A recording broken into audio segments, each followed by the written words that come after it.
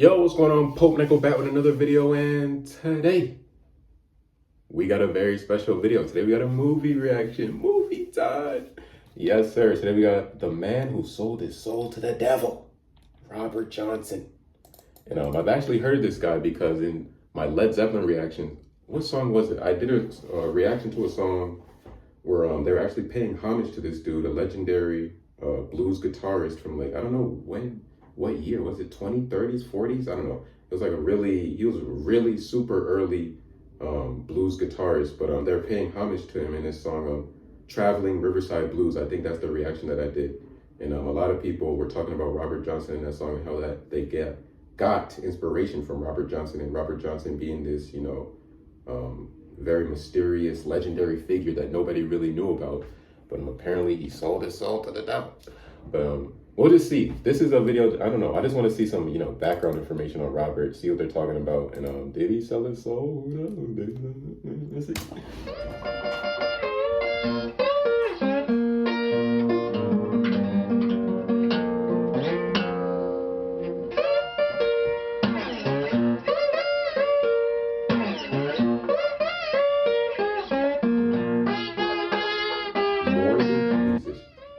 His name is synonymous with blues. His music made him one of the most iconic figures in his genre. He is cemented as a legend.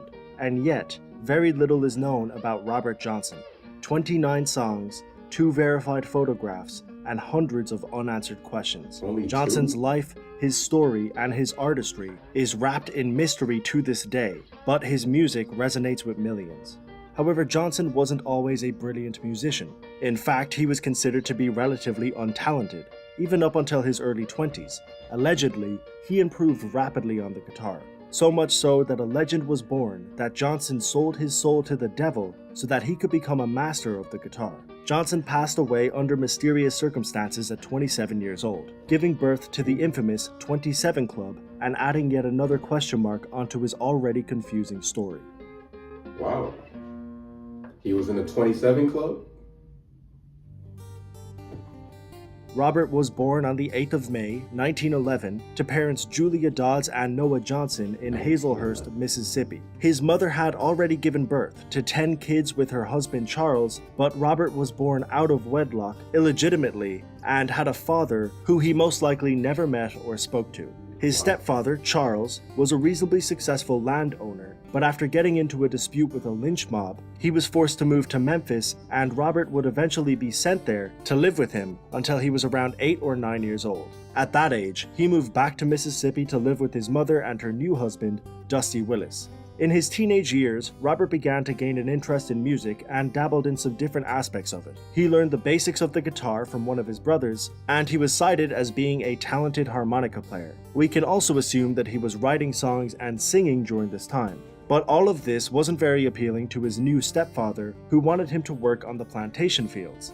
This would lead to a conflict between the two, and while he was still a teenager, Robert would try and find his own freedom and independence. This started when he was 19. He married a 16-year-old Virginia Travis on the 17th of February, 1929, but unfortunately, she would die a year later while giving birth. Robert was now a 20-year-old widow with a stepfather he didn't like, a father he never met, and a wife who had just passed away. And lest we forget, he was an African-American man living in the South in the early 20th century. Basically, Robert had an intense childhood, and his adult life wasn't looking very good either. At this stage, all Robert really had was his music. Wow.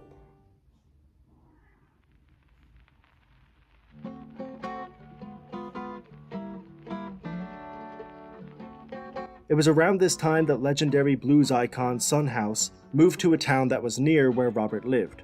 All of a sudden, a lost and impressionable Robert Johnson was listening to one of the greatest blues artists of his generation perform live every week at the local juke joint. At this point, Robert had some musical ability, but it was mainly at the previously mentioned harmonica, so he wasn't considered talented enough to perform at these establishments, but during the breaks, Johnson would ask if he could play their guitars. In one of the most famous interviews ever given about Robert Johnson, Son House states that he was terrible and that he was often asked to stop playing.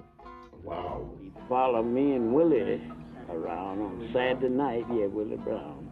And every time we stopped for rest and sit at a little guitar over in the corner or something and go out to catch air, get the guitar and be trying to play it and be just noising the people, And the folks would come out and say, why don't some of y'all go in there and make that boy get that thing down, he's running us crazy.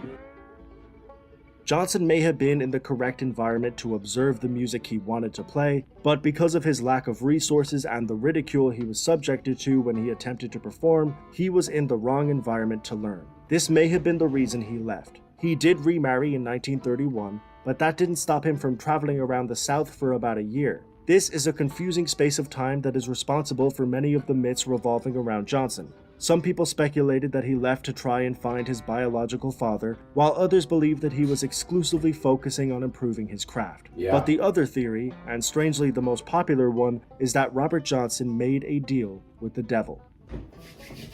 How'd he do it? The deal with the devil.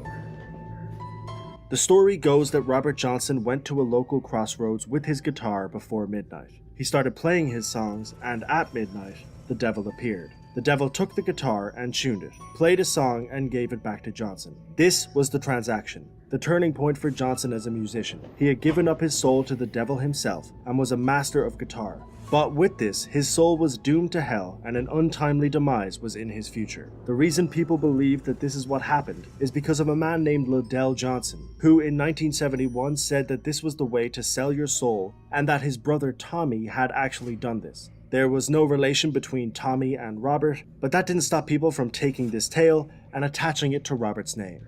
At least that's how the story goes. It's obviously a far-fetched tale, but it shows us how impressive and quick Johnson's improvement must have been. The only way the public were able to justify his talents was with a story that was this insane, which in itself tells us why Robert Johnson was so good. One thing is almost certain. Between the years of 1930 and 1932, something happened that made Johnson go from being considered embarrassingly bad to one of the greatest guitarists of all time. When he finally returned to play for Son House, nobody was telling him to stop. He was so good, when he finished, all our mouths were standing open.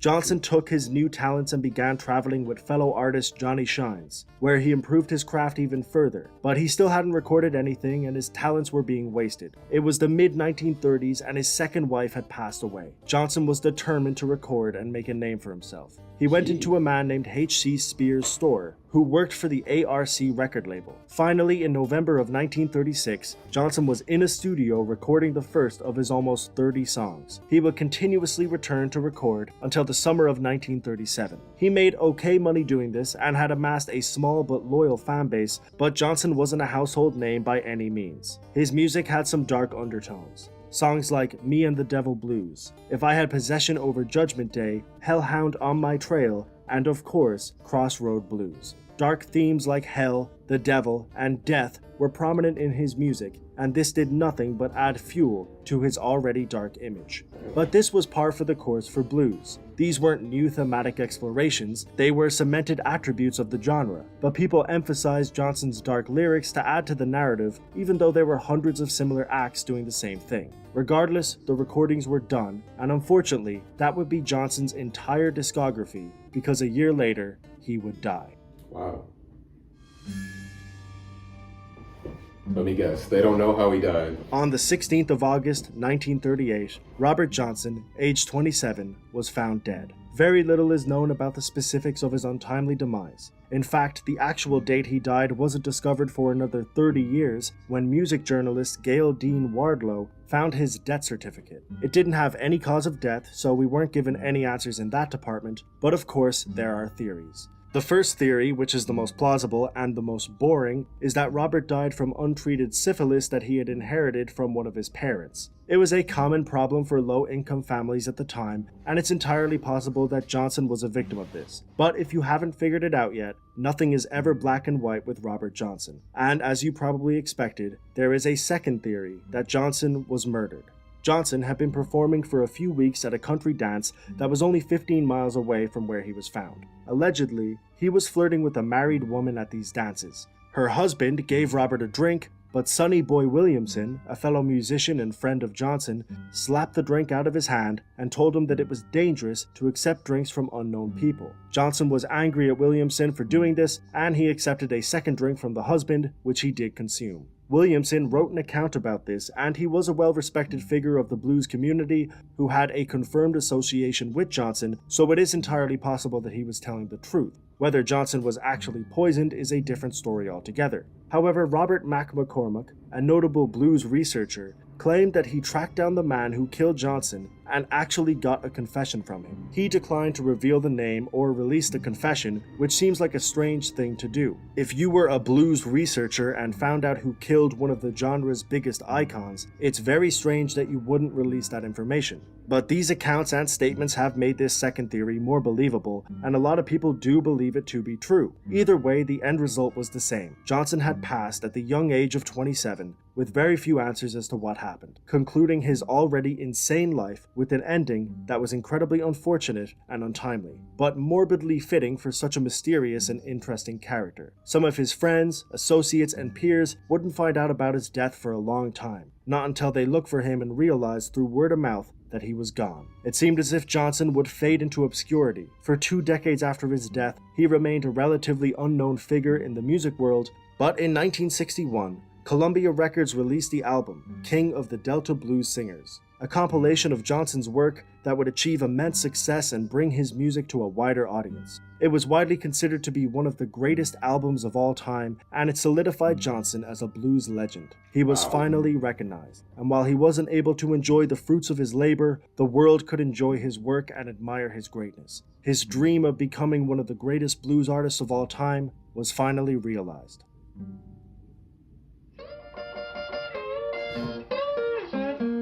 Robert Johnson probably didn't sell his soul to the devil, but he did give his soul to blues. It could be argued that what Johnson managed to do in his short life was one of the greatest feats ever achieved by a musician. His short discography changed blues forever and influenced hundreds of notable musicians and continues to do so to this day. He won a Grammy in 1990 for Best Historical Album. His song Crossroad Blues was inducted into the Grammy Hall of Fame 8 years later, and he was inducted into the Rock and Roll Hall of Fame in 1986. He has been cited as an influence to artists like Mick Jagger, Fleetwood Mac, Bob Dylan, and Eric Clapton. He did all of this in a very short span of time, with a life that was as difficult as any. He overcame it all and persevered to become one of music's most important icons. It's very difficult to distinguish fact from fiction when it comes to this man. The historical inaccuracies, conspiracy theories, and sheer lack of any substantial documentation make his story a confusing one, but one thing is for certain: Robert Johnson was a legend. Hey, that's the end of the video right there, man. Hey, put some respect on my man Robert Johnson's name, man. He went through a lot. Why do you think he was writing about, all these undertone or, darker type of themes? Look at what they had to go through back then. They wanted him on the plantation field. Nobody wants to do that. He had to put his heart and soul into his music. Are you kidding me? Hey, Robert, and he did it. What he did that? They said 1930 to 1932, and before that, they told him to turn this. Why is he playing the guitar? Put that down. All it took was, we put a year of dedication into that, a year, 2 years of dedication, and look at that. Grammys, Hall of Fame. All you got to do is really just put your mind to it, man. If you really want to achieve it, man, just practice, keep doing it every single day. Now, he just proved it right there. Obviously, he didn't go to no crossroads and get his guitar tuned, and then all of a sudden he's good. So are you just telling me that when he was playing before, they couldn't tune the guitar for him?